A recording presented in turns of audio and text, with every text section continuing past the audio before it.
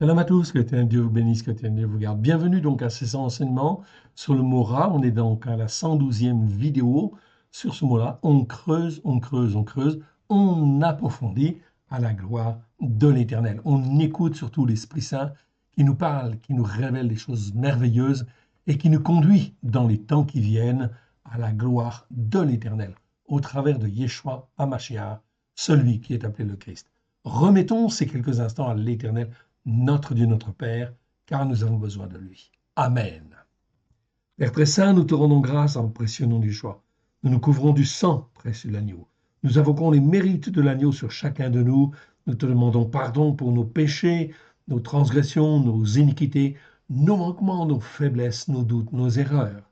Étends ta main bienfaisante, Seigneur, car tu nous as rachetés pour qu'on puisse être à toi, qu'on puisse être formé, façonné comme toi tu le veux, à la gloire de ton saint nom. Parle, Seigneur, ton serviteur, ta servante, écoute. Merci pour tout ce que tu vas nous dire aujourd'hui. Que ton nom soit béni, honoré, loué toujours et partout. Amen. Allons donc dans, Ecclésiaste chapitre 6, ok, et on va donc voir, ici, ce qui nous concerne, ici, le mot rat.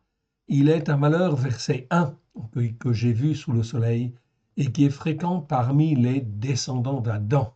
Ok. Donc on va creuser un petit peu ceci, mais avant on va revoir la définition, ok, qu'on a déjà vue, mais c'est important de la revoir. On va la peaufiner, etc. Et en fin de compte, on va la revoir quand même. On va la revoir un peu plus rapidement que d'habitude quand même, ok, parce que vous l'avez déjà vu, vous l'aurez en entier, hein, vous le voyez ici, ok. Je vous l'enverrai, vous pouvez la copier aussi. Okay. Elle est extrêmement importante dans les temps qui viennent. Donc le mot ra, ici, c'est resh aïn en hébreu. Apprenez l'alphabet hébreu si vous voulez bien. Ok, parce qu'on va faire beaucoup d'étymologie ici. C'est-à-dire l'étymologie, c'est l'étude des mots, comment les mots ont été construits, voyelle après voyelle, de manière à être dans une définition au plus proche de l'hébreu ancien, ici. Donc, de l'origine de ce que l'Éternel a voulu nous dire, en nous transmettant la Torah, bien évidemment. La Torah, les prophètes et les psaumes, à la lumière de Yeshua, oui, bien sûr, car c'est lui qui nous révèle, ici, tout, bien évidemment, la largeur, la longueur, la hauteur, la profondeur, à la gloire de l'Éternel. Mais, le cœur des Écritures, c'est bien la Torah. Voilà. C'est pour ça que c'est extrêmement important de bien centrer notre esprit là-dessus, ici, afin qu'il ne soit pas détourné ici par des mauvaises interprétations ou des jugements faussés. Donc le mot rat ici existe 663 fois, vous le voyez là, dans 623 versets. Okay, donc si l'Esprit Saint juge utile de le répéter 663 fois, c'est bien parce qu'il y a des raisons, parce qu'il y a beaucoup de choses à nous enseigner, qui sont très importantes sur ce qui est mal. Oui, bien sûr. Okay. Si la notion du mal pouvait être définie en simplement quelques versets, eh bien effectivement cela nous aurait été donné et on n'aurait pas besoin de toutes les Écritures. Oui, bien sûr. Mais là, on a besoin de tous les versets. Voilà pourquoi, ici, nous faisons l'effort d'étudier, ici, le mot ra d'une manière précise, où là, nous allons voir tous les versets, 623 versets, où se trouve, en fin de compte, ce mot ra. C'est au départ un adjectif, ok, mais qui est souvent utilisé comme un nom.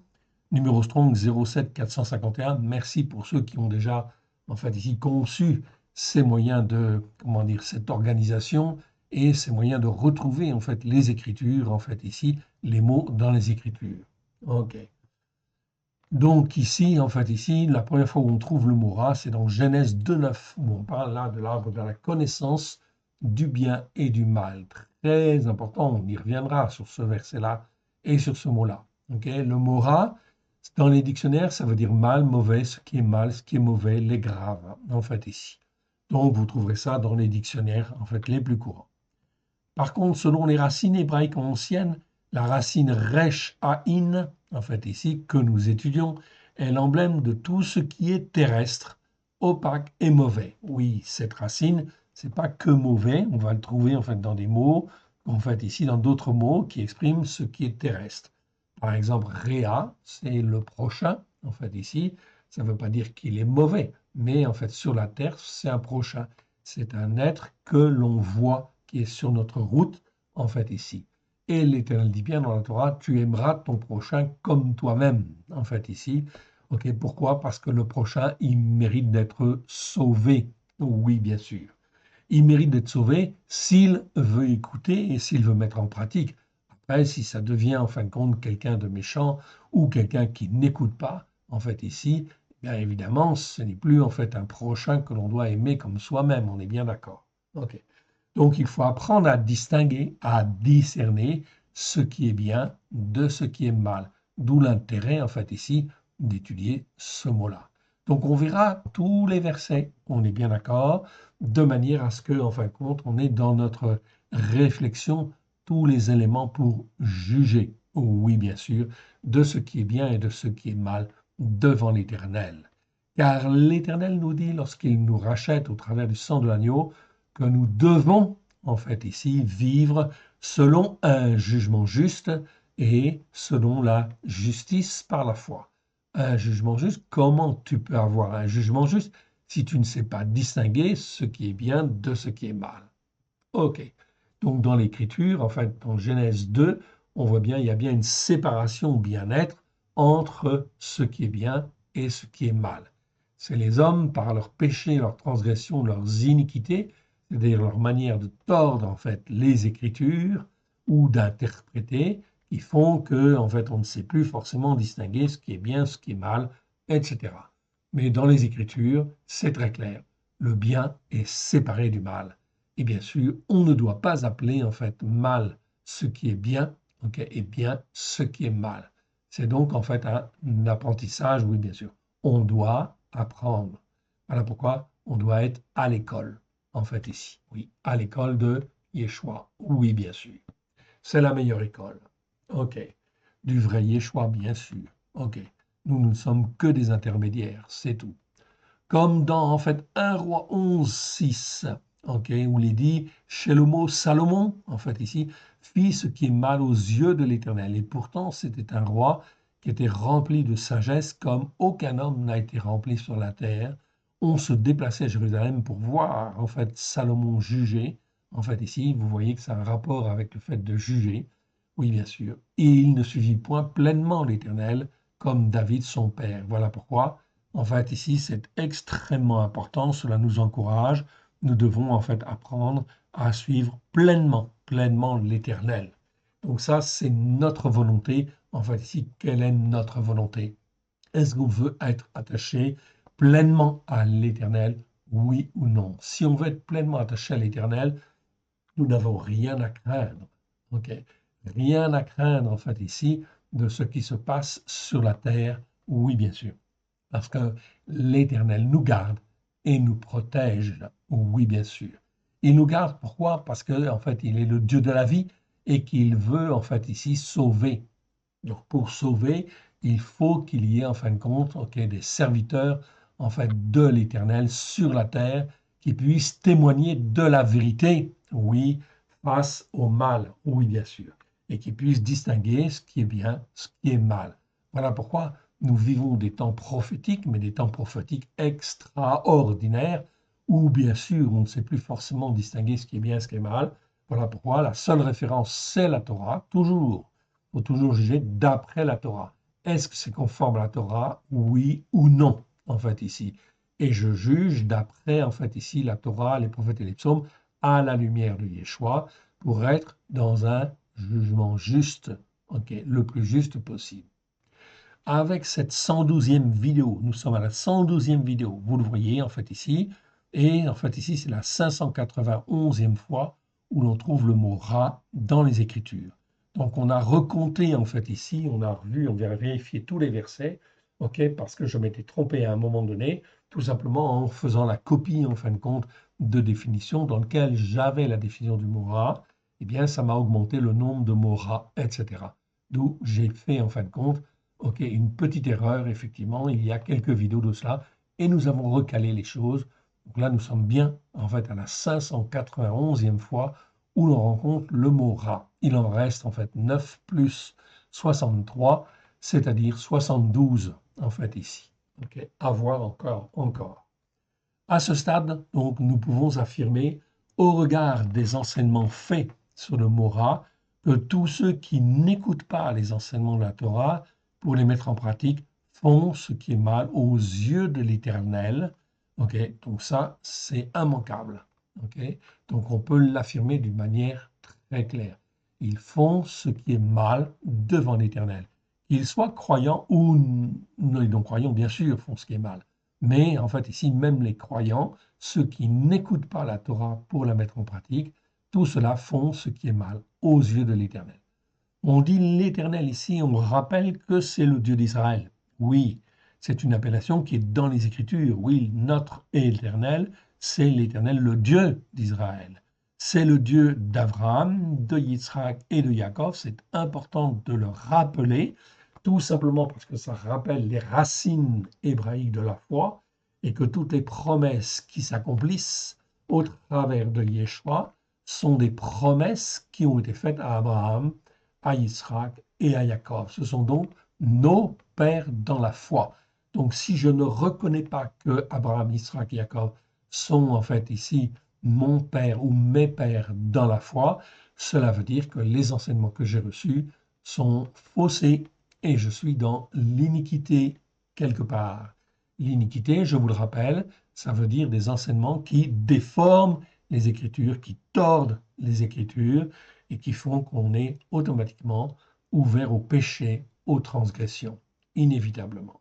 Donc ici, notre Dieu, c'est bien l'Éternel, le Dieu d'Israël, le Dieu d'Abraham, de Israël et de Jacob. C'est très important dans les temps en fait bousculés que nous vivons, en fait ici, de recaler les choses. Notre Dieu, c'est pas n'importe quel Dieu, c'est pas le Dieu des catholiques, c'est pas le Dieu des protestants, c'est pas les dieux de, en fait ici, telle ou telle église évangélique ou telle autre dénomination.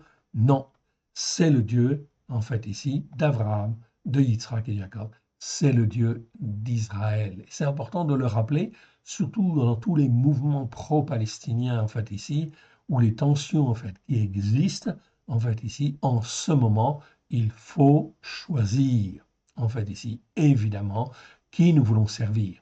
Or, celui que nous servons, c'est bien l'Éternel, le Dieu d'Israël, le Dieu d'Abraham, de Yitzhak et de Jacob, le Père de notre Seigneur Yeshua. Je vous encourage donc, en fait, ici, dans votre témoignage, à utiliser, en fait, ici, ces appellations afin de bien recaler les choses et que le témoignage ne soit pas ambigu, en fait, ici, évidemment. OK. Donc, cela veut dire que, comme en fin de compte, tous ceux qui n'écoutent pas la Torah, les enseignements de la Torah pour la mettre en pratique, eh bien, ils ne peuvent pas être dans un jugement juste. Ils ne peuvent absolument pas avoir un jugement juste devant l'Éternel, le Dieu d'Israël, le Dieu d'Abraham, de Israël et de Jacob, le Père de notre Seigneur Yeshua. L'expression est un petit peu longue, mais elle est très importante parce qu'elle recale bien, en fait, ici, les choses. Oui, bien sûr. OK. Donc ça, c'est en fait ici, effectivement, très important. OK. Certes, nous sommes sauvés par grâce. Donc ici, je vais préciser aussi quelque chose de très important. Nous sommes sauvés par grâce, par le sang de l'agneau. Oui, bien sûr. OK. Mais pourquoi nous sommes en fait sauvés par grâce? Nous sommes sauvés pour être rachetés. Oui, bien sûr.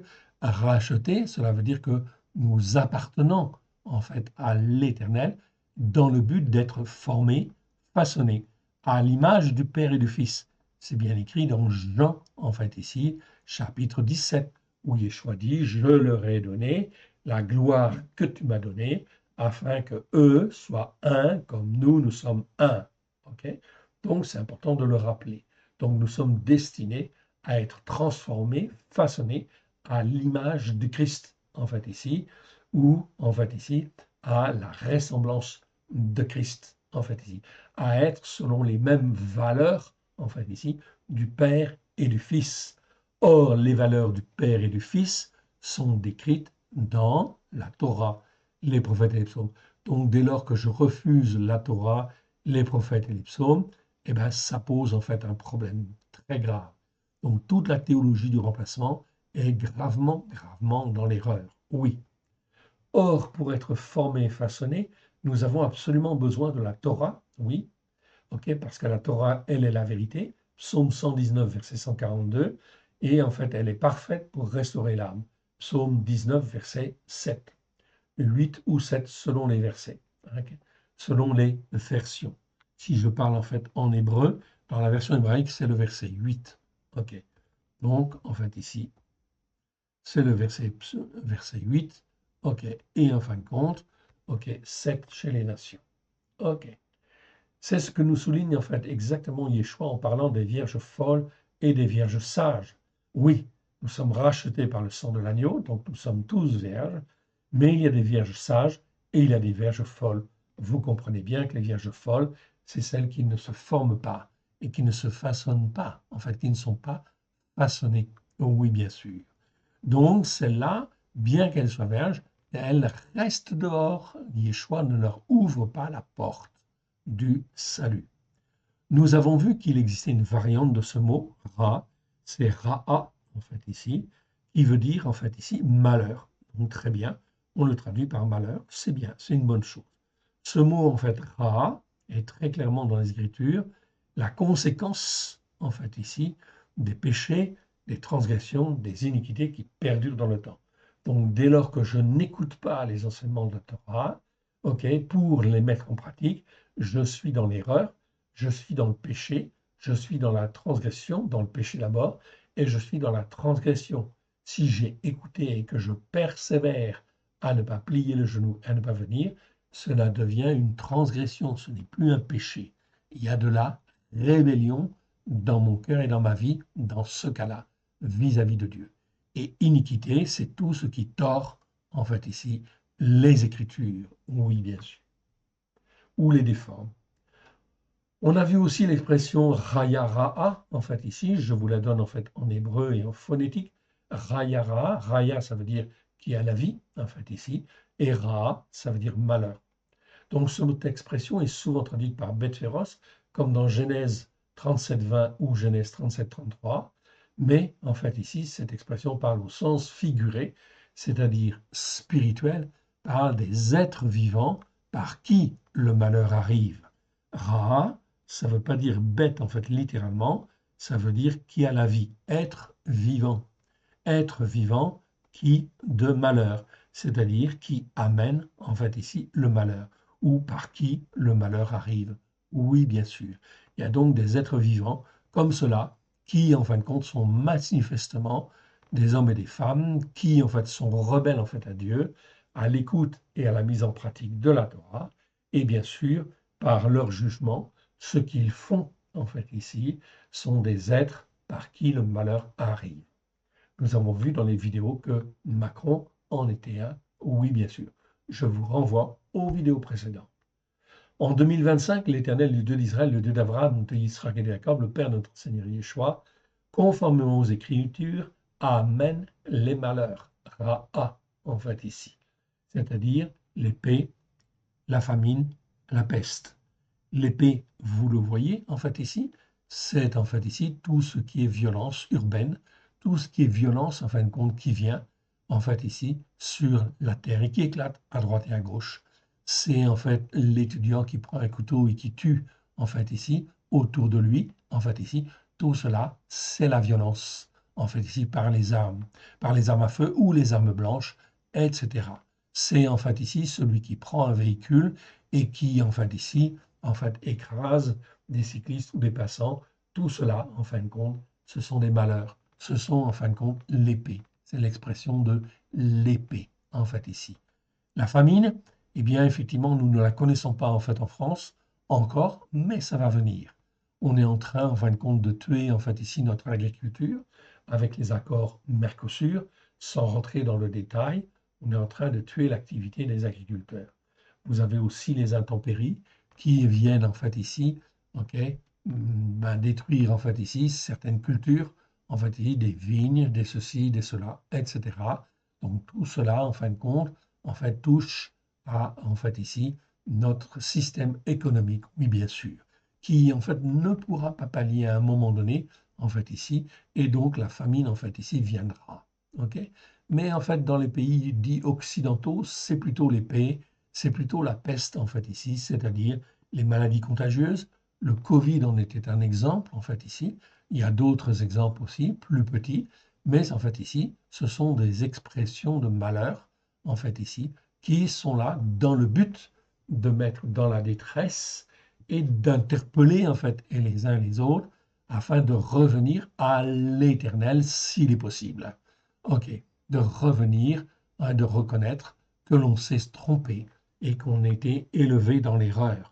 Voilà pourquoi en fin de compte l'éternel Dieu utilise en fait ici tous ces moyens progressivement dans le but d'appeler à la repentance. Ce que cherche l'Éternel, c'est en fait ici d'amener les uns et les autres à la repentance, évidemment, afin de sauver le plus de descendants d'Adam possible, s'il est possible. Donc l'épée, la famine et la peste, c'est les trois principaux en fait malheurs, mais aussi les bêtes féroces ou les êtres par qui les malheurs arrivent. Yeshua confirme bien que le jour de l'Éternel est un jour de ténèbres et de colère. Oui, bien sûr. Pour comprendre en fin de compte cela, eh bien, il faut comprendre que effectivement, on n'a pas écouté depuis longtemps et donc on est sujet effectivement à des malheurs. Avec cette vidéo, nous devrions donc déjà pouvoir sérieusement apprécier ce qui est bien et ce qui est mal devant l'Éternel, le Dieu d'Israël, le Dieu d'Abraham, le Dieu d'Israël, de Jacob, le Père de notre Seigneur Yeshua. Et si aujourd'hui on n'est pas capable de se repentir parce qu'on n'a pas écouté et mis en pratique les enseignements de la Torah, alors il faut recommencer à la vidéo numéro 1. Plusieurs remarques peuvent être faites. Macron, notre président, comme on l'a vu dans les vidéos précédentes, est un insensé en regard des Écritures. Okay, Macron lâche nos agriculteurs au travers des accords Mercosur. Il dit qu'il va défendre, mais il ne défend rien du tout. En fait, ici, tout simplement parce que, en fin de compte, les accords Mercosur apportent, en fait, ici, d'autres opportunités de marché. En fait, ici, c'est exactement comme cela que Satan, Bélial, en fait, agit. Il donne, en fait, quelque chose, en fait, ici, avec, effectivement, des choses qu'il fait miroiter, mais derrière, il y a des revers de médaille, et c'est nos agriculteurs qui en prennent, en fait, ici, plein la figure, effectivement, dans ce cas-là. Donc, nos agriculteurs sont en train de mourir. Oh, oui, bien sûr. Sans entrer trop dans le détail, on ne peut pas importer, en fait, des produits fabriqués sans les mêmes règles et les mêmes normes, en cassant les prix du marché. Oui, bien sûr. C'est détruire l'agriculture française. C'est exactement cela qui nous arrive, des mauvais jugements qui tuent notre économie. C'est exactement la même chose avec les plateformes, en fait, ici, Chine et autres, qui ouvrent en fait, des magasins en Europe, en France, etc., et qui ouvrent des enseignes. Bien sûr, c'est des pièges. C'est louper la porte, en fait, au malheur. Comment on peut vendre, en fin de compte, un pull, en fait, ici, ou une chemise à quelques euros, en fait, ici, c'est bien sûr casser en fait le marché. Okay. Donc on le voit, ça va très très très mal. Tout le monde peut voir que dans tous les domaines économiques, que tous les domaines économiques sont touchés, okay. Mais aussi les autres domaines en fait ici. Les commerçants ferment boutique dans les centres-villes, les plateformes e-commerce internationales cassent les prix et ouvrent les enseignes en France, amenant une concurrence déloyale qui tue l'activité commerciale, okay, qui tue l'activité commerciale des nations judéo-chrétiennes. Et oui, et Macron, il voit rien en fait là-dedans, en fait ici, parce qu'il n'a aucun sens spirituel. Oui, c'est un insensé. C'est un malheur, c'est exactement ce que décrivent les prophètes. En fait, quand on lit les prophètes, c'est toujours, en fait ici, les richesses de l'homme qui sont toujours frappées d'abord. C'est Béhéma, c'est-à-dire les troupeaux, en fait ici, tout ce qui était en fait constitué la richesse en fait des hommes, c'est toujours cela qui est touché en premier, en fait, dans les prophètes. Ici, le parallèle, c'est de dire que l'économie est la première touchée. Oui, bien sûr. Et on le voit, en fait, ici. C'est un malheur, mais les gens ne s'en rendent pas compte. Ils sont très contents, ils ont des pulls à 5 euros ou à 10 euros, Et en fait, ils disent c'est une bénédiction, mais en réalité, c'est un malheur, en fait, ici. Ils ne voient pas le malheur derrière cela. C'est exactement ce que décrivent les prophètes. La dégradation des biens et du commerce font partie des premières dégradations que subit une société qui perdure à faire ce qui est mal devant l'Éternel, le Dieu d'Israël, le Dieu d'Abraham, de Isaac et de Jacob, le Père de notre Seigneur Yeshua. C'est toujours, toujours le même. L'histoire est un perpétuel recommencement. Donc ce que l'on vit aujourd'hui, c'est simplement, en fin de compte, ici, tout ce que l'on voit dans l'actualité. Donc, on ne va pas refaire toute l'actualité, mais en réalité, c'est toutes sortes, en fait, de malheurs qui arrivent dans le but, en fin de compte, d'enfoncer la France, d'enfoncer, en fait, tous les pays occidentaux qui sont dits, en fait, et qui sont dits, en fait, comment dire, euh, élevés, en fait, ici, ok, et bien, en fin de compte, qui ont été élevés par la grâce, en fin de compte, de Dieu pendant des siècles, au travers, en fait, de l'évangélisation de Christ, il y a eu des bénédictions, oui, bien sûr.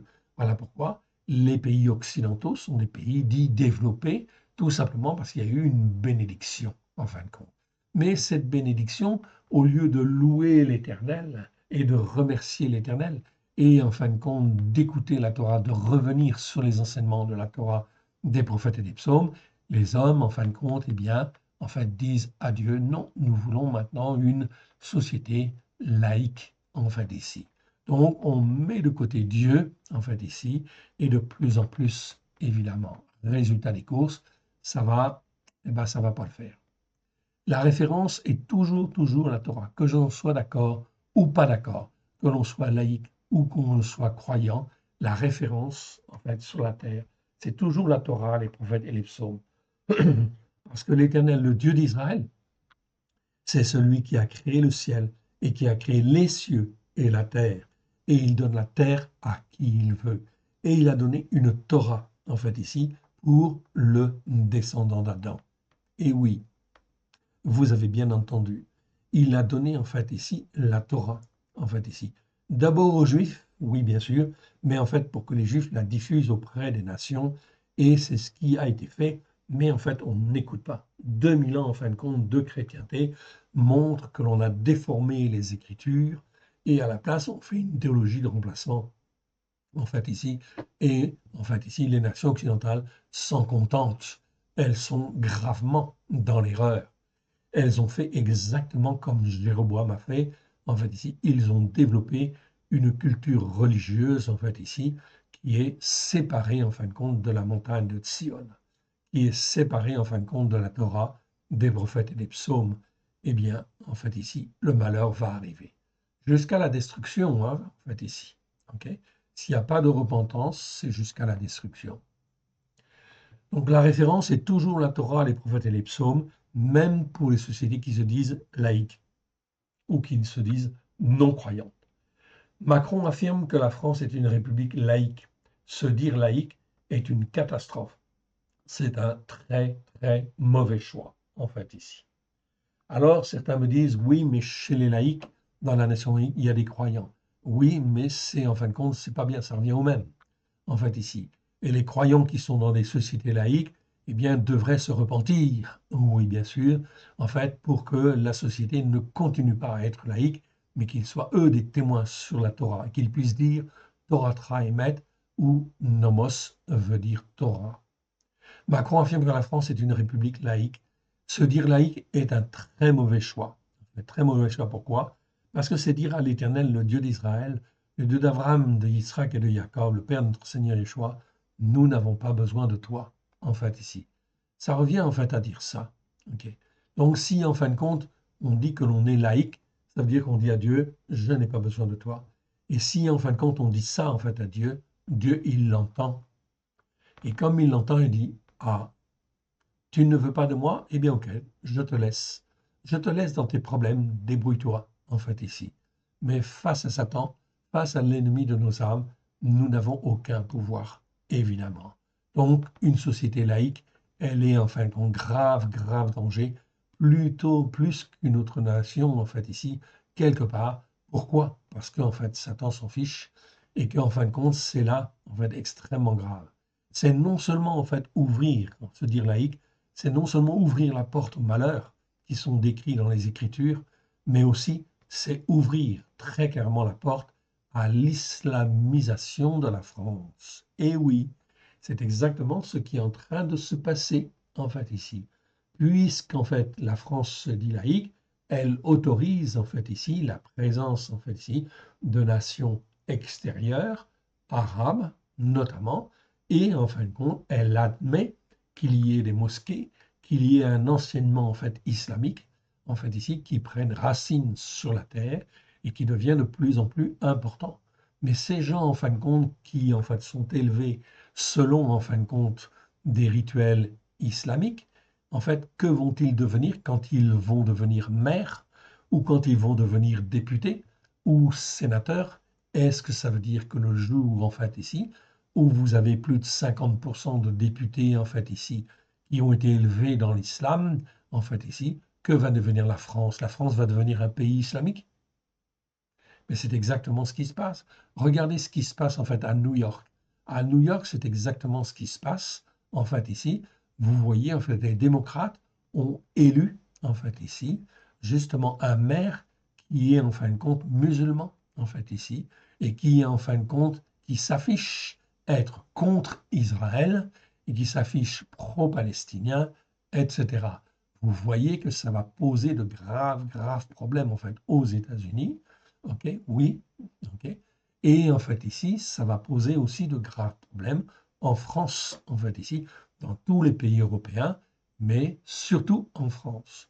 Aujourd'hui, en 2025, 2000 ans après la venue en fait de Yeshua, nous savons que Yeshua a tout accompli pour que les hommes de toute nation puissent être sauvés, que les hommes n'écoutent pas ou et occupent leur esprit à de vaines occupations. Donc on est en fait dans l'Ecclésiaste en ce moment. Eh bien, en fin de compte, c'est exactement ça, en fait, ici. Les hommes n'écoutent pas les enseignements de la Torah pour les mettre en pratique et occupent leur esprit à de vaines occupations, à des occupations qu'ils considèrent être justes ou importantes, mais qui en réalité sont complètement vaines, en fait, ici. C'est-à-dire, elles ne permettent pas à l'âme de l'homme de grandir dans la foi. Donc voilà pourquoi c'est des vaines occupations ou des occupations ou des préoccupations affligeantes, en fait, ici, de l'esprit. Oui, bien sûr. Donc, on est en plein, en fin de compte, dans le problème. Vous voyez que, en fait, ici, Ecclésiaste, en fait, ici, nous parle d'une manière, en fait, ici, évidemment, très, très claire, en fait, ici. En définitive, ils sont condamnés par les Écritures. Et oui, ok, toutes ces nations occidentales sont condamnées par les Écritures. C'est écrit maintes fois dans les Écritures, et notamment dans le psaume 149, où en fin de compte, c'est la gloire pour les enfants d'Israël que d'annoncer la condamnation, en fait ici, des nations et en fait des rois, des présidents, qui justement, en fait ici, nous gouvernent. Pourquoi? Parce qu'ils n'écoutent pas les Écritures, en fait ici. Ils sont donc condamnés, en fait ici, par les jugements, en fait ici, de l'Écriture. En effet, l'Éternel, le Dieu d'Israël, a créé la terre et les cieux. Il a donné la terre à qui il veut, mais il a donné aussi la Torah pour que tout descendant d'Adam espère en sa Torah. Ça, c'est écrit, enfin, dans Ésaïe 42. Donc on voit bien, en fin de compte, aujourd'hui, est-ce que Macron, est-ce que les députés, en fait, ici, les partis politiques, est-ce qu'ils écoutent? Non, ils se comportent tous comme des insensés. Donc Macron, c'est le roi des insensés, oui, c'est le président des insensés et de tous les Français qui, en fin de compte, ne sont pas, en fait, ici, en fait, clairement ancrés dans les Écritures, sur la Torah, les prophètes et les psaumes, eh bien, ce sont des insensés. Même les croyants, en fait, ici, ok, ceux qui se disent chrétiens, en fait, ici, mais sans la Torah, sans, en fin de compte, la première alliance, eh bien, ça veut dire que c'est des insensés. Ils ne comprennent pas. Ils sont entraînés, en fait, ici, dans des jugements erronés. Ils ont leur esprit occupé à des choses vaines, en fait, ici. Ce que, en fait, ici, les traducteurs ont traduit par poursuite du vent. Mais ce n'est pas que poursuite du vent, c'est occupation malsaine de l'esprit ou occupation affligeante de l'esprit pour dire en fin de compte que ça mène au néant. Ok. Parallèlement, tous peuvent voir une montée croissante de l'antisémitisme. Ok, c'est clair, c'est net au travers des actualités. C'est aussi permis par l'Éternel. Pourquoi? Parce que le Dieu d'Israël, en fait, ici, ok, veut recentrer les choses, ok, les choix des uns et des autres dans les temps, en fait, prophétiques qui viennent. Noël, ok, est encore cette année l'occasion de choisir. Est-ce bien ou mal devant l'Éternel, le Dieu d'Israël? Donc, tout croyant doit se poser la question, en fait ici, est-ce que c'est bien ou est-ce que c'est mal devant l'Éternel? Si dans ma tête et dans mon cœur, je juge que c'est mal devant Dieu, alors qu'est-ce que je vais faire? Eh bien, il faut que je décide de ne pas faire et au contraire que je témoigne, en fait ici, que la vérité est ailleurs. Oui, aussi dans les temps prophétiques. Bon, ok. Dans les prophétiques que nous vivons, nous rappelons, en fait ici, également les paroles de la nouvelle alliance mentionnées, en fait, dans les premiers chapitres de Mattityahu. En fait, ici, on l'a déjà vu, mais c'est important de le rappeler. Donc, ces termes, ces mots-là, ces versets, il faut les retenir presque par cœur, pour que dans notre témoignage, lorsqu'on dit je ne fais pas Noël, pourquoi? Parce que Yeshua est le roi des Juifs et que les Juifs, en fait, ne font pas Noël. Oui, bien sûr. Il est l'héritier du roi de David, en fait, ici, et que c'est pour cela que Yeshua est appelé fils de David. Donc, pour ces raisons-là, en fait, ici, je n'écoute pas, en fait, Noël, je ne fais pas Noël, parce que Noël est un mensonge. On te dit que Jésus est né à Noël. Non, il est né à la fête des tabernacles. OK?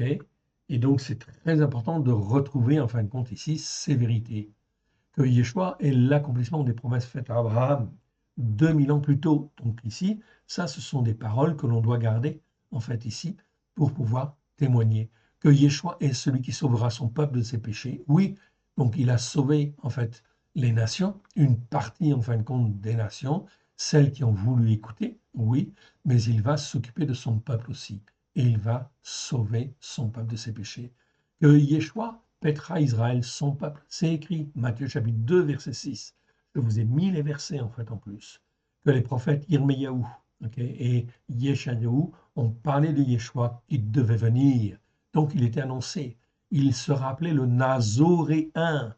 Nazoréen. Nazoréen, ça vient de Nazir, en fait ici, qui veut dire consacré.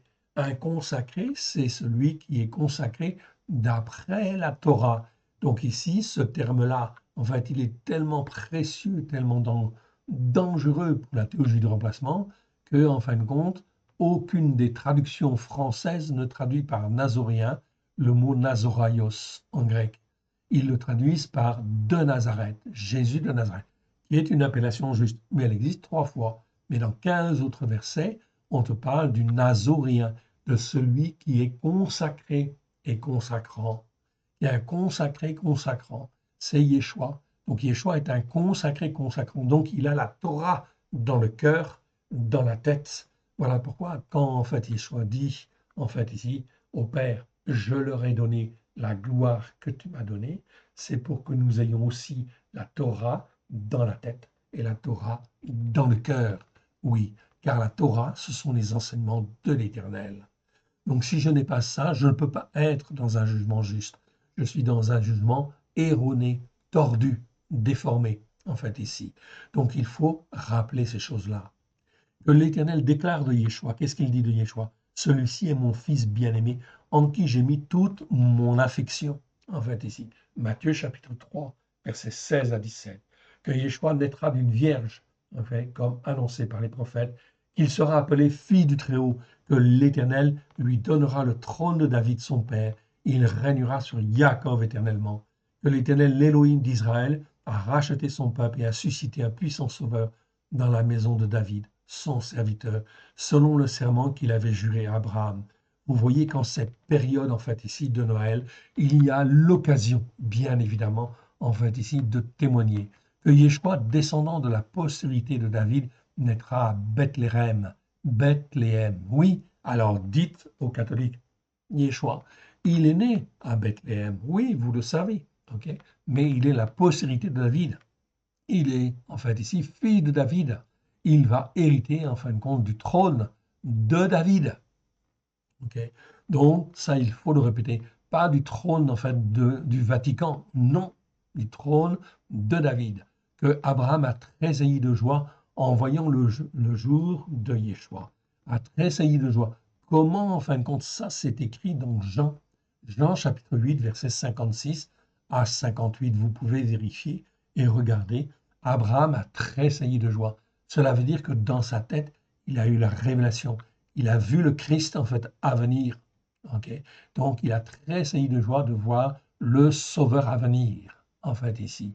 Et oui, donc ça veut dire que Abraham était bien en fait ici le père des croyants, oui, en fait ici des croyants des Juifs, mais croyants des nations en fait aussi.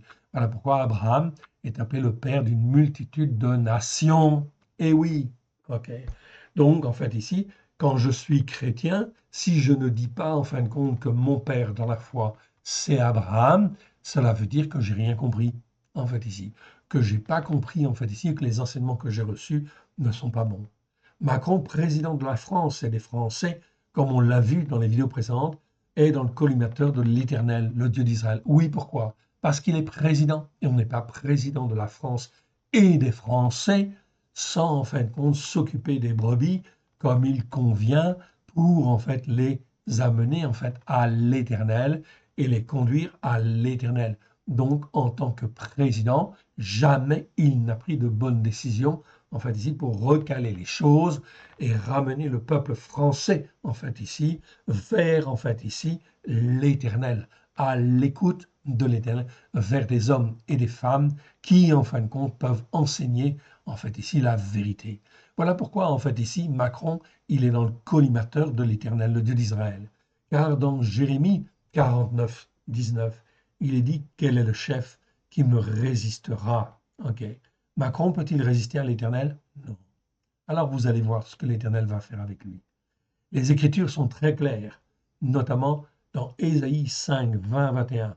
Okay. Malheur à ceux qui appellent le mal bien et le bien mal, qui changent les ténèbres en lumière et la lumière en ténèbres, qui changent l'amertume en douceur et la douceur en amertume. Voilà ce que fait Macron.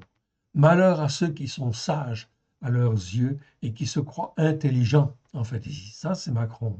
L'Éternel, en fait, l'Élohim d'Israël, rajoute dans Proverbe 1, 28, 26 à 28. Moi aussi, je rirai quand vous serez, en fait, ici, dans le malheur. Je me moquerai quand la terreur vous saisira. OK. Quand la terreur saisira, oui, d'où va venir la terreur? Eh bien, la terreur, elle va venir de l'intérieur. Oui, bien sûr. OK. Mais elle va venir de l'extérieur, en fait, aussi, bien sûr. Nous avons une menace, on la voit, en fin de compte, avec l'URSS, oui, qui vient. Oui, c'est une certitude. Bien sûr, l'URSS, c'est comme hier, Nebuchadnezzar. Un marteau, en fait, ici. OK. Un marteau, en fin de compte, qui frappe sur les enclumes, en fait, ici, sur la tête des gens et sur la tête des peuples. Comme hier, Nebuchadnezzar face aux nations de l'époque. Et Israël, en fin de compte, ok, eh bien, en fin de compte, avait, en fait, au travers de Jérémie, toutes les informations concernant, en fait, ici, Nebuchadnezzar qui allait venir. On se trouve, nous, la France, exactement dans la même situation, en fait, ici, vis-à-vis, en fin de compte, de l'Éternel. Okay. La France n'écoute pas l'Éternel et ne fait pas ce qui est bien devant l'Éternel.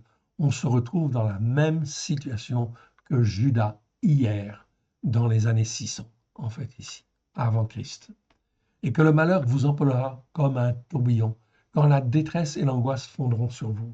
Alors ils m'appelleront et je ne répondrai pas, dit l'Éternel. Ils me chercheront et ils ne me trouveront pas, parce qu'ils ont haï la connaissance, parce qu'ils n'ont pas choisi la crainte de l'Éternel. Voilà, en fait, ici, le choix de la France. La France plonge de plus en plus dans la détresse oppressante qui amène l'angoisse. Le mot en hébreu, c'est tsara. On l'a déjà vu, on le reverra en fait encore. La mésentente et la discorde des partis politiques est une conséquence des péchés, des transgressions, des iniquités. Les hommes politiques des Français aussi. La détresse va devenir de plus en plus grande, la démocratie française, représentée par une république laïque, est en train de mourir. Dès lors que le président dit nous sommes une république laïque, et dès lors que les grands, en fin de compte, de ce monde disent nous sommes une république laïque, tous ces hommes-là vont être confondus parce qu'en fin de compte, ils sont en train de mener en fait ici la démocratie, en fait ici, à la guillotine. Et oui, puisque la guillotine, c'était le moyen, effectivement, de la sanction, en fait ici. Eh bien, c'est exactement pareil avec la France. L'Éternel, le Dieu d'Israël, par l'intermédiaire de Trump, on le voit très clairement, soutient Israël pour qu'Israël trouve sa place dans les temps prophétiques que nous avons la grâce de vivre. Oui, pourquoi Israël est-il relevé? Parce que tous les chrétiens, en fait ici, sont censés être rachetés pour être greffés sur la racine d'Israël. Donc il faut que Israël, la racine, puisse reprendre sa place. Eh bien, en fait, l'Éternel utilise Trump, en fait, pour cela. Oui, donc en fait ici, voilà pourquoi les croyants, ils ont de grosses questions, en fait, à se poser, effectivement. Cependant, Trump fait de plus en plus ce qui est mal, en fait, ici. Oui, devant l'Éternel, le Dieu d'Israël. Oui, il n'est pas parfait, en fait, de par son tempérament, en fait, ici. En effet, la Torah dit bien qu'un criminel doit être poursuivi jusqu'à ce qu'il soit jugé et condamné. On peut penser que la culture judéo-chrétienne de Trump ne lui permet pas d'avoir un jugement juste. Oui, c'est exact. Israël n'a pas le choix et est obligé de libérer 2000 terroristes palestiniens en échange de 20 otages vivants et de 28 corps des otages décédés en captivité. Oui, c'est ce qui s'est passé. Voilà pourquoi Trump n'est pas dans un bon jugement ici. Il influence dans un mauvais sens. Est-ce juste devant l'Éternel, le Dieu d'Israël? Certes non. On voit donc dans les Écritures que l'on est en droit d'échanger, ou est-ce qu'on voit dans les Écritures que l'on est en droit d'échanger des prisonniers contre des otages, surtout des criminels? Au contraire, la Torah est très claire, précise que tout descendant doit être jugé pour ce qu'il a fait. Okay? Donc, ce qui veut dire qu'on n'a pas le droit de faire cela. Oh oui, bien sûr, en fait, ici. Lorsque la France, en fait, échange, en fait, ici, des criminels, en fait, ici, ou des gens, en fait, en fait, ici, qui prônent le terrorisme, etc. On libère, en fait, une terroriste pour, en fait, ici, libérer des otages en Iran. Oui, eh bien, en fin de compte, c'est pas bien devant Dieu. Non, quelque part. On ne juge pas selon la Torah. Oui, bien sûr. C'est pas comme ça qu'il fallait faire. Là encore, Trump fait ce qui est mal aux yeux de l'Éternel, le Dieu d'Israël. Bref, la situation s'envenime car on n'écoute pas la Torah pour la mettre en pratique. Donc la seule chose que l'on peut faire ici, si on se rend compte en fait de ça, repentez-vous car le royaume de Elohim est proche. Si la France et les Français en sont là, c'est bien aussi la responsabilité de chacun qui est en cause. Il en est de même de l'Église fondée sur la théologie de remplacement. Tous ou presque n'ont pas appris à distinguer ce qui est bien de ce qui est mal devant l'Éternel, l'Élohim d'Israël. Cela fait 2000 ans que tout a été accompli par Yeshua, ok, et les hommes, les croyants de confession judéo-chrétienne continuent d'ignorer ce qui est écrit. Ils font tous ou presque la sourde oreille et préfèrent une société laïque à une société, en fait ici, engagée, en fait ici, au nom de Christ, en fait ici. Où sont les chrétiens, en fait ici? Ok. Où sont les chrétiens? Rappelons en quelques mots les fondements prophétiques. Christ est juif, il est le roi des Juifs. Et les croyants qui sont rachetés par le sang de l'agneau doivent être greffés sur la racine d'Israël. Donc il faut que la racine d'Israël puisse en fait ici être relevée. Oui, selon les promesses faites à Abraham. On voit donc que les croyants des nations dites chrétiennes ou judéo-chrétiennes font ce qui est mal devant l'Éternel. Okay? Oui, parce qu'ils ont déformé les Écritures. Okay? Donc là, c'est Noël. Voilà pourquoi, en fait, ici, nous qui sommes croyants sur les racines hébraïques de la foi, nous avons l'occasion de témoigner autour de nous à tous ceux qui font Noël, en fait, ici, eh bien, nous devons leur dire, non, nous ne faisons pas Noël. Car, en fait, l'Éternel, le Dieu d'Israël, n'a jamais créé cette fête-là. Au contraire, c'est de l'idolâtrie, c'est une fête païenne, et il faut revenir aux bons enseignements, à la Torah, aux prophètes et aux psaumes. Au cours de ces 20 derniers siècles, les promesses de l'Éternel, l'Élohim d'Israël, au travers de Yeshua Mashiach, celui qui est appelé le Christ, n'ont pas été annoncées et enseignées comme elles auraient dû l'être. Au contraire, on leur a enseigné, en fait ici, le mensonge. Et la plupart des croyants en Yeshua croient au mensonge. Donc si dans les églises on fête Noël, vous voyez qu'on est pleinement dans l'erreur. Voilà pourquoi, si vous avez l'occasion en fait d'entendre et de témoigner, eh bien en fin de compte, témoignez qu'il ne faut pas faire Noël. Surtout pas. Et parlez plutôt de Hanouka et découvrez la fête de Hanouka. La fête de Hanouka, c'est la fête de la lumière ou la fête des lumières. Pardon.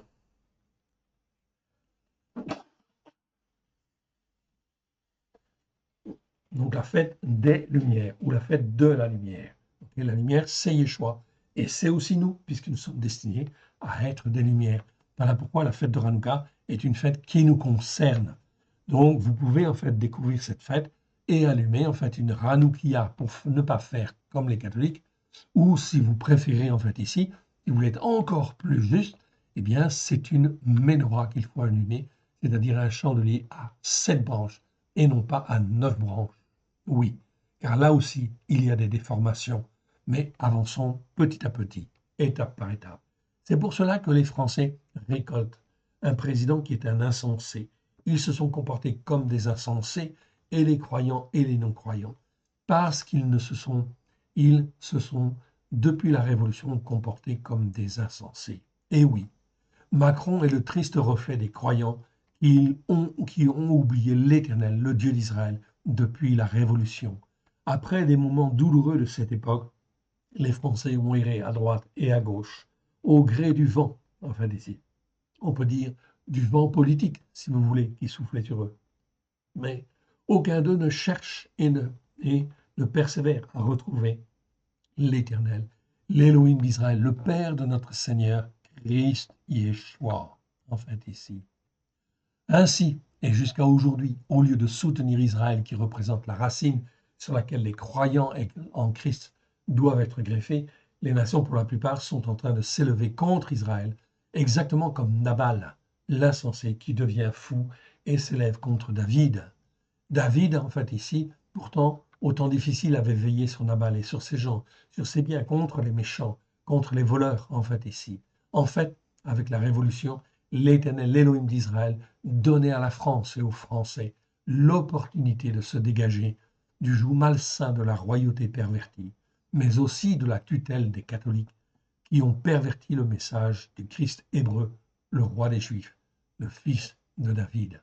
Une chose est sûre, l'Éternel, l'Élohim d'Israël, n'a jamais voulu que la France et les Français deviennent un peuple laïque. Ça, c'est la dernière des choses, en fait, ici, l'Éternel aurait voulu pour, en fait, ici, la France. Car laïque veut dire, en fait, ici, rien du tout. Ça veut dire sans Dieu, ça veut dire qu'elle ouvre la porte à l'islam. Et oui, bien sûr. OK. Au contraire, au travers des protestants, des évangéliques et certains hommes comme Fabre d'Olivet, 1815, donc au temps de l'empereur Napoléon, l'Éternel, l'Élohim d'Israël, espérait que la France et les Français puissent retrouver leur place, leur identité, inscrite dans les Écritures.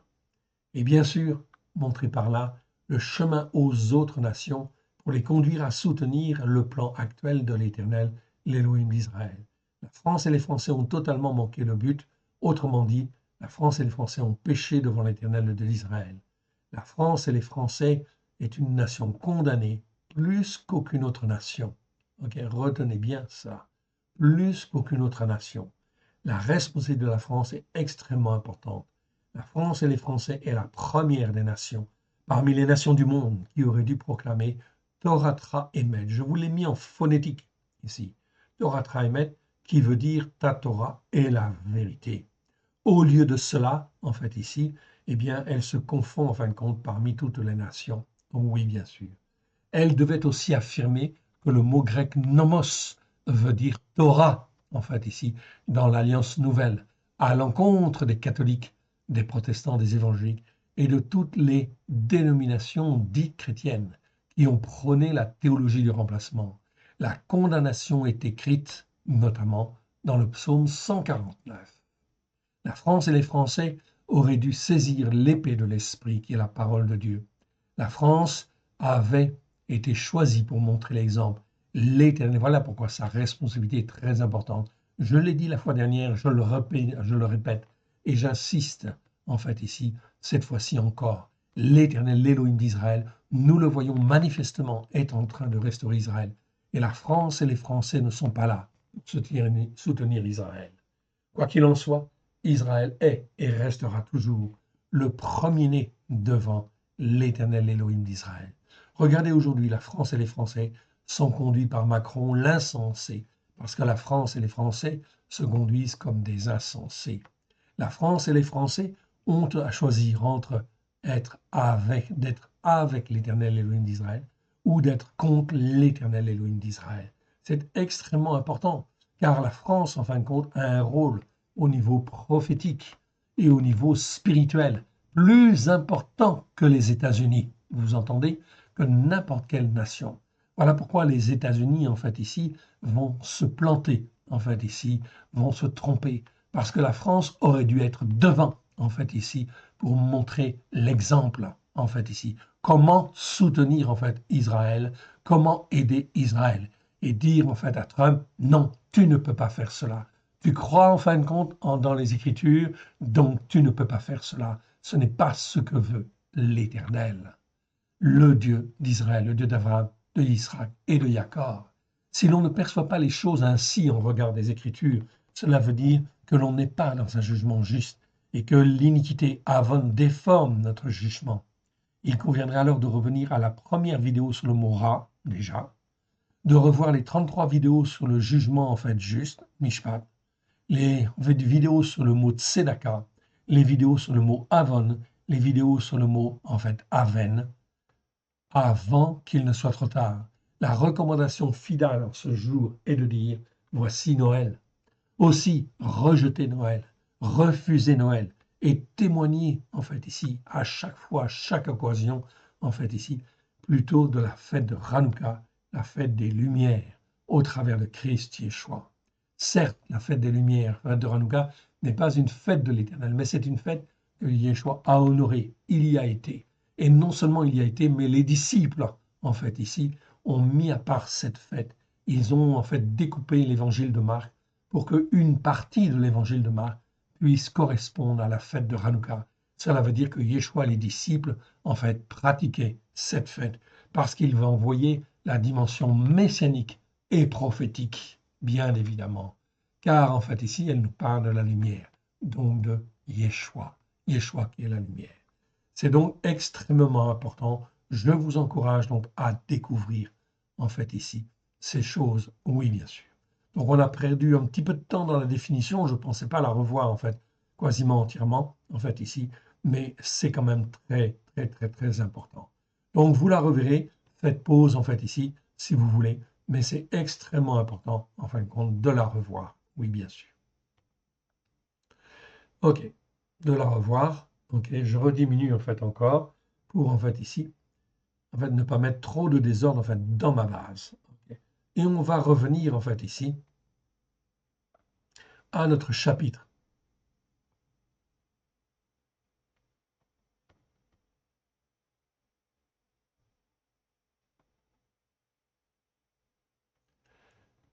OK, je reviens donc à mon chapitre 6 ici, en fait, et on est au départ. Il est un malheur. Malheur, c'est Ra, donc c'est le mot Ra que nous étudions, en fait, en ce moment-là, en ce moment, 663 fois, verset, 623 versets. OK. Il est un malheur que j'ai vu sous le soleil, en fait, ici. Donc c'est Ecclésiaste, c'est Salomon qui parle dans sa sagesse. J'ai vu, en fait, sous le soleil, et qui est, en fait, fréquent parmi les descendants d'Adam. Ah, très important. Il y a tel homme à qui a Elohim, okay, donc là, on a le descendant d'Adam. Donc, je vais m'arrêter 2 minutes sur, en fait, ici, la définition du mot descendant. Je vous l'avais donné déjà, on ne l'a pas étudié dans le détail. Le mot Adam existe 551 fois dans 526 versets. Donc, on les a tous corrigés, en fait, ici. Donc, chaque fois qu'on voit le mot Adam, on traduit soit par Adam, si c'est dans les premiers chapitres, ou descendant d'Adam. C'est très important. C'est très important parce que tout au long de l'Écriture, en fait, on va faire la différence. Et ce que l'Ecclésiaste, en fait, ici, Salomon, dans sa sagesse, est en train d'expliquer, en fait, ici, c'est qu'en fait, ici, le descendant d'Adam, tel qu'il est, s'il reste un descendant d'Adam, eh bien, il n'a aucun avenir sur la terre. Il est perdu, en fait, ici. Il n'a aucun avenir sur la terre. Je vous montre, en fait, ici, quelques définitions. Le mot, en fait, Adam, ok, je vous donne un résumé de la définition. Adam, en fait, vous le voyez là. Je vais même mettre le mot ish, en fait, après. Ok. Donc ici, vous voyez le mot Adam. Adam, c'est un Aleph, un Dalet et un Mem. Ok. 551 fois, dans 500, en fait ici, 26 versets. Ok. On a toujours dit dans la chrétienté que Adam venait en fait du mot rouge, en fait ici. Ok. De, en fait ici, Édom, en fait ici, avait un rapport avec Édom. C'est complètement faux. Ça n'a aucun intérêt. Les racines hébraïques de la foi, en fait, ici, nous disent autre chose. Donc, Adam, ici, c'est soit effectivement, en fin de compte, Adam, le premier Adam qui a été créé, ok, on est d'accord, ou, en fait, ici, le descendant d'Adam, en fait, ici, ok. Donc, c'est soit l'un, soit l'autre, en fait, ici. Donc, on doit traduire, en fait, ici, toujours ce mot-là par Adam, ou descendant d'Adam, ok.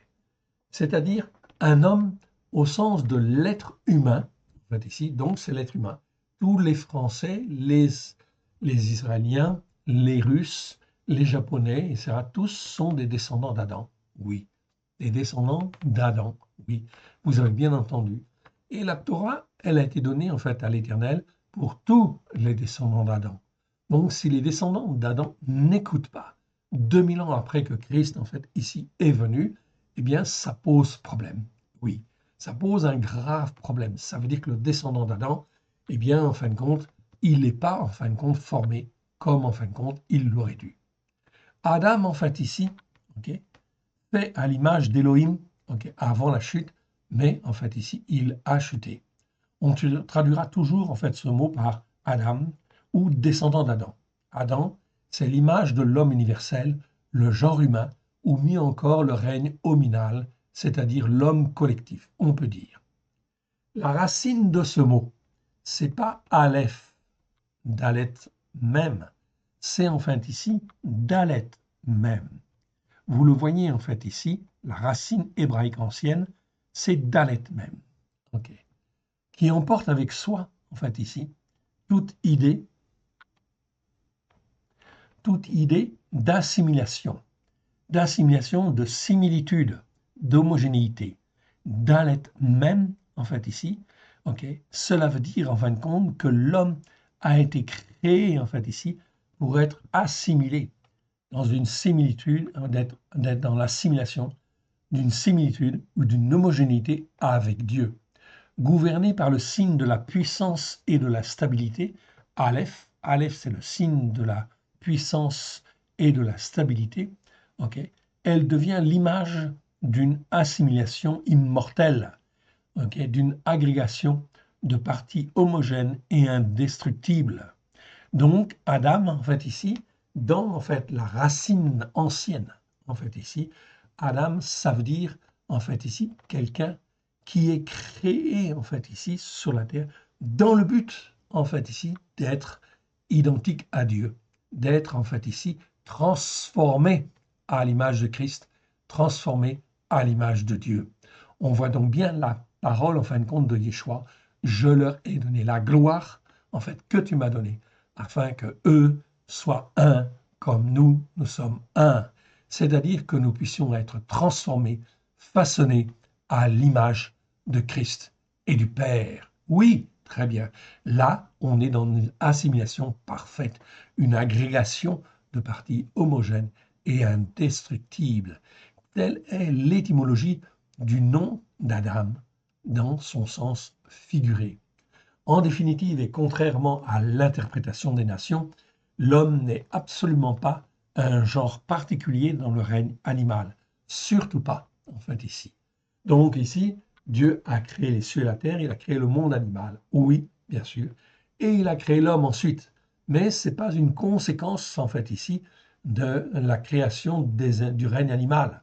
Okay? Non, pas du tout. C'est un genre totalement différent du genre animal. Il est créé, en fin de compte, avec les lettres Dalet même, qui veulent dire que Adam est destiné à être transformé, façonné, racheté à la gloire, en fin de compte, de l'Éternel, en fait, ici. Voilà pourquoi il est dit dans 1 Jean, dans Genèse 1, 26, puis Dieu, Elohim, dit, faisons l'homme, Adam, à notre image, selon notre ressemblance, et qu'il domine sur les poissons de la mer, sur les oiseaux du ciel, sur le bétail, sur toute la terre, et sur tous les reptiles qui rampent de la terre. Donc ici, Adam était destiné à être l'image, okay, d'Alet même, d'être à l'image, en fait, à la ressemblance de Dieu, en fait, ici, tout simplement, oui. Donc on voit bien que là, il y a une assimilation parfaite. Jamais Dieu n'a dit cela, en fait, ici, vis-à-vis des animaux, du bœuf, de la grenouille, de ceci. Ils ne sont pas destinés à être transformés, eux. Donc il n'y a pas de transformation. Donc il faut qu'il y ait un rachat, en fait, ici, et qu'il y ait transformation. Oui, bien sûr, en fait, ici. Donc on voit très bien, en fait, ici, la notion de Adam, en fait, ici. Donc le Adam, s'il, en fait, ici, va dans le sens de la transformation, c'est très bien. Oui, bien sûr. Okay. Donc c'est le but, en fin de compte, de Dieu. Voilà. Mais en fait, ici, on voit que dans, en fait, Ecclésiaste, on va surtout parler du descendant d'Adam, mais le descendant d'Adam qui n'est pas racheté par Christ, en fait, ici. Donc celui-là, il est perdu, en fait, ici. Il n'a aucun avenir sur la terre. Donc si on ne connaît pas Christ et si on n'est pas formé au travers de la Torah, pour être façonné, transformé comme Dieu le veut, eh bien, en fin de compte, okay, on s'en va à la perdition. Verset 2. Il y a tel homme à qui a Elohim. Ah, Elohim, c'est le seul Dieu unique et vrai. Okay, donc on a Elohim et l'article, en fin de compte, devant. Oui, bien sûr. A donné des richesses, des biens et de la gloire, qui ne manque pour son âme de rien de ce qu'il désire. Mais à Elohim ne laisse pas maître d'en jouir, car c'est un homme. Donc là, cette fois-ci, c'est Ish. Donc je vois bien, en fait, ici, que j'ai le mot Ish. Ish, c'est un mot qui existe 1636 fois dans 1431 versets. Oui, nous les avons tous repérés en fait aussi. Okay, donc on voit bien que ici, j'ai le mot Adam que je ne peux pas traduire par homme. Et ici, si je traduis Ish par homme, okay, car c'est un homme, donc un homme intelligent, un homme instruit, inconnu de lui, qui en jouira. C'est là une vanité et un mal d'une douleur insupportable. Oui, le descendant d'Adam, en fait ici, qui n'est pas né de nouveau, qui n'est pas en fait devenu en fait un Ish, eh bien en fin de compte, il va nulle part. Il n'a aucune espérance sur la terre, évidemment. Voilà pourquoi il est extrêmement important de parler en fin de compte de la Torah et d'être enseigné selon la Torah, bien évidemment, et de devenir un Ish, un homme instruit, en fait ici, devant l'Éternel. Quand un homme aurait 100 fils, ok, Ish, en fait ici, aurait 100 fils, vivrait un grand nombre d'années, et que les jours de ces années se multiplieraient, si son âme ne s'est point rassasiée de bonheur, et si de plus il n'a point de sépulture, je dis qu'un avorton est plus heureux que lui. Un avorton parce qu'il n'a pas eu même le temps de vivre, en fait ici. Alors qu'un descendant d'Adam, lui, il va rencontrer, en fait ici, toutes sortes, en fin de compte, de malheurs. Ok. Car il est venu en vain, il s'en va dans les ténèbres. Donc le descendant d'Adam, il va toujours dans les ténèbres, en fait ici. S'il n'est pas racheté, en fait ici, par le sang de l'agneau, et s'il n'est pas formé, façonné, en fait ici, au travers des enseignements de la Torah, eh bien, en fin de compte, il est comme une vierge folle ou il est comme un insensé. Il reste comme un insensé. Car il est venu en vain, il s'en va dans les ténèbres, son nom reste couvert de ténèbres. Il n'a point vu, il n'a point connu le soleil. Il a plus de repos, en fait, ici, que cet homme. Et quand celui-ci vivrait 2 fois 1000 ans, sans jouir du bonheur, tout ne va-t-il pas dans un même lieu? Oui, c'est-à-dire dans les ténèbres, dans la fournaise ardente. Toute la peine due au travail d'un descendant d'Adam est pour sa bouche Cependant, ses désirs ne sont jamais satisfaits. Donc, un descendant d'Adam, la seule joie qu'il a sur la terre, c'est de se réjouir, en fait, ici, de son travail. S'il peut se réjouir, oui, de son travail, de la peine de son travail. Voilà donc, en fait, ici, Ecclésiaste va beaucoup insister, en fait, là-dessus. Toute la peine du travail, en fait, ici, d'un descendant d'Adam, en fait, ici, n'est que pour lui donner du plaisir, en fait, ici, sur la terre. Il n'y a aucune autre espérance, en fait, ici, pour le descendant d'Adam, c'est-à-dire celui qui ne croit pas, en fait, ici, dans le Christ sauveur, en fait, ici. Car quel avantage le sage a-t-il sur l'insensé qui ne marche pas par la foi? L'insensé qui ne marche pas par la foi, en fait, ici, quel avantage a le malheureux qui sait se conduire en présence des vivants? Ce que les yeux voient est préférable à l'agitation des esprits. C'est encore là une vanité ou un mauvais penchant de l'esprit. Là, on ne traduit pas par poursuite du vent, mais penchant de l'esprit, c'est-à-dire que l'esprit est occupé, en fin de compte, à des choses vaines. Il est dans des réflexions, en fin de compte, erronées. Regardez, en fait, ici, nos partis politiques, ils sont dans des mauvais penchants de l'esprit. Donc, tout ce qu'ils font n'est que vanité. Ce sont que des descendants d'Adam, en fait, ici, qui vont tous, en fait, ici, dans la fournaise, en fait, ici, quelque part. Sauf si, en fin de compte, quelqu'un leur témoigne et qui, par grâce, en fait, ici, ils peuvent être rachetés, en fait, ici, par le sang de l'agneau et qu'ils puissent entendre un bon témoignage. Voilà pourquoi nous avons beaucoup de travail devant nous en cette période, en fin de compte, de Noël qui arrive pour témoigner, en fin de compte, de la vérité. Ce qui existe a déjà été appelé par son nom et l'on sait qu'un descendant d'Adam ne peut contester avec un plus fort que lui. Donc vous voyez que dans, en fait, Ecclésiaste, eh bien, en fin de compte, chaque fois que vous avez le mot homme, en fait, ici, eh bien, ce sera toujours Adam. Adam, en fait, ici, Adam, Adam, Adam. C'est-à-dire, en fait, ici, l'homme qui, en fait, ici, est, en fait, ici, perdu, en fait, ici. C'est-à-dire qu'il n'a pas été racheté, en fait, ici, par le sang de l'agneau. Celui-là, il s'en va dans la fournaise. Et donc, il ne peut rien attendre, en fin de compte, de bien sur la terre. Oui, bien sûr, que de se réjouir. Oui, bien sûr, de ce que l'Éternel lui donne. C'est ce que l'Ecclésiaste, en fait, ici, veut dire. Et on voit un éclairage bien plus important, en fin de compte, de ce livre, évidemment. Ok. Ici, je continue. Considère avec un plus fort que lui. S'il y a beaucoup de choses, il y a beaucoup de vanité. Quel avantage en revient-il aux descendants d'Adam? Car qui sait ce qui est bon pour le descendant d'Adam dans la vie, pendant le nombre de jours de vanité qu'il passe comme une ombre? Et qui peut dire au descendant d'Adam ce qui sera après lui sous le soleil? Donc on voit que l'espérance d'un descendant sur la terre, en fait, il n'a aucune espérance sur la terre, en fait, ici. Aucune. Donc la seule chose, en fin de compte, ok, qu'il peut en fait avoir, c'est le salut au travers de Christ. Oui, bien sûr. On continue, on passe en fait dans Ecclésiaste chapitre 7. Je voudrais arriver au moins au chapitre 8. Au jour du bonheur, sois heureux. Au jour du malheur, réfléchis. Ah, Elohim a fait l'un comme l'autre, afin que le descendant d'Adam ne découvre en rien ce qui sera après lui. Donc le descendant d'Adam, il n'a pas d'ouverture spirituelle. On est bien d'accord. Okay? Mais il ne sait pas du tout ce qu'il y a en fait après. Okay? Donc on parle bien là du descendant d'Adam. On ne parle pas du Ish, de l'homme spirituel. On parle du descendant d'Adam, de l'être humain sur la terre. Donc au jour du malheur, sois heureux. Au jour du bonheur, du malheur, au jour du bonheur, sois heureux.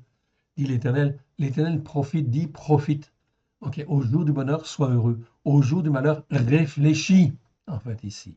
Ah, Elohim a fait l'un comme l'autre. Ok, donc les jours de bonheur, les jours de malheur. Ok, ok, l'Éternel les a fait. Ah, Elohim les a fait.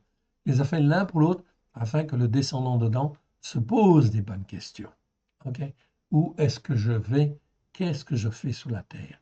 Ah, là, il commence à se poser des bonnes questions. Ou quelqu'un lui a parlé. Voilà pourquoi le témoignage en fait que nous faisons est extraordinairement important. Le descendant d'Adam ne découvre en rien ce qui sera après lui. J'ai vu tout cela pendant les jours de ma vanité. Ok, il n'y a il y a tel juste qui périt dans sa justice, il y a tel méchant qui prolonge son existence dans le mal qu'il fait en abondance. Ne sois pas juste à l'excès et ne te montre pas trop sage. Pourquoi te détruirais-tu? Tu ne dois pas laisser grandir en toi le fait d'agir avec méchanceté et ne sois pas dépourvu de bon sens. Pourquoi mourrais-tu avant ton temps? Il est bon que tu retiennes ceci et que tu ne négliges point cela, car celui qui craint l'Éternel, ok, celui qui craint l'Éternel échappe à toutes ces choses. Donc, celui qui craint Elohim échappe à toutes ces choses. Donc, s'il y a en fait ici dans ce descendant d'Adam que l'Éternel met sur notre route un peu de crainte de l'Éternel, alors c'est très bien. Il faut témoigner, évidemment. Échappe à toutes ces choses. La sagesse rend le sage plus fort que 10 chefs qui sont dans une ville. Non, il n'y a sur la terre point de descendant d'Adam juste qui fasse le bien et qui ne pêche jamais.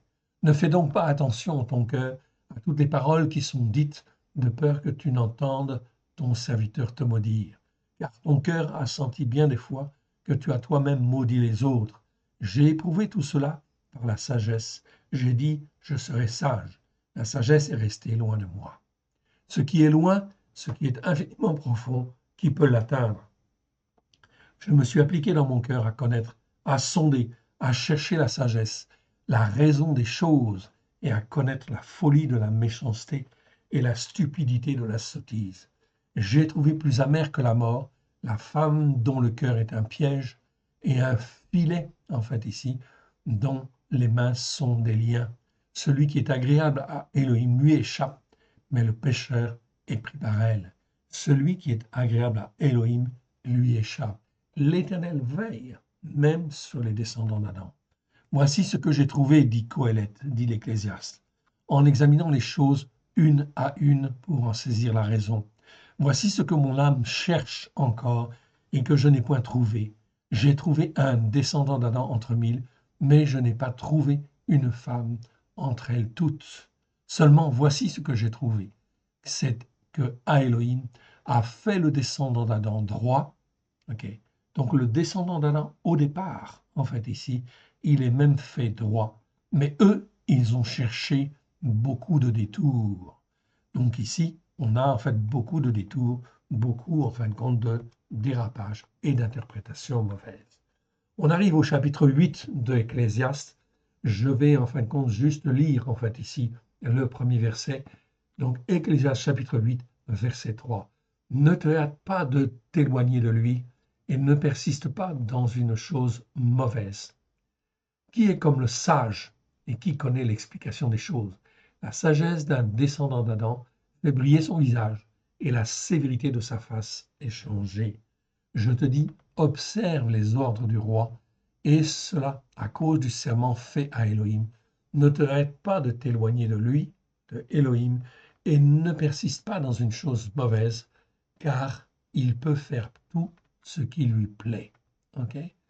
Donc ça, c'est important. On fera les commentaires en fait la fois prochaine, car ici dans le chapitre 8, nous avons en fin de compte plusieurs fois le mot rat, mais on s'apercevra aussi que c'est toujours, en fait, on parle du descendant d'Adam, ok, de Adam, celui qui n'est pas, en fait, ici, né de nouveau. Donc c'est extrêmement important. Ecclésiaste, chapitre 8, verset 3. Nous sommes donc arrivés, en fait, ici, à ce verset, en fait, ici.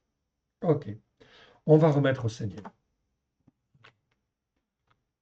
Père très saint, nous te rendons grâce. Merci Seigneur pour tout ce que tu nous as donné aujourd'hui. Nous te rendons grâce dans le précieux nom de Yeshua. Merci Seigneur pour ta parole vivante et tous les commentaires que tu nous donnes ou que tu nous rappelles aujourd'hui. Que ce qui n'est pas de toi dans le nom de Yeshua s'en aille dans les lieux arides. Que ce qui est de toi soit de grâce et de vérité au travers de Christ Yeshua. Que tu puisses, Seigneur, par ton esprit, oui, planter cette parole dans chacun de nos cœurs et tu puisses y trouver un terrain favorable afin que ta parole puisse prendre racine dans chacun de nos cœurs, puisse en fait ici s'élever, nous former, nous façonner comme toi tu le veux, afin que nous puissions être ton serviteur, ta servante, dans les temps qui viennent. Père très saint, pardon Pardon pour, en fait, toutes les fausses doctrines dans lesquelles nous étions. Mais Seigneur, lorsque nous voyons aujourd'hui, tu nous ouvres les yeux et nous voyons que tous les descendants d'Adam, en fait, ici, sont dans l'erreur. Et, en fait, ici, sont sujets à des malheurs, à des grands, grands malheurs qui arrivent à grands pas. Et pitié éternelle, forme-nous, façonne-nous, et que nous puissions parler, Seigneur, à tous les descendants d'Adam, que tu mettras sur notre route, afin que certains que tu as choisis puissent trouver la grâce d'être sauvés. Aide-nous, mon Dieu, mon Père, à te faire plaisir, car tu ne veux pas la mort même du méchant. Tu le dis dans Ézéchiel. Aussi, Seigneur, nous ne pouvons rien faire de par nous-mêmes. Étends ta main bienfaisante, oui, forme-nous, façonne-nous, afin que nous puissions être ton serviteur, ta servante, là où tu le veux et comme tu le veux, à la gloire de ton Saint-Nom. Parle, Seigneur, ton serviteur, ta servante, écoute. Amen. Merci Seigneur, que l'Éternel Dieu vous bénisse et vous garde dans le précieux nom de Yeshua. Amen.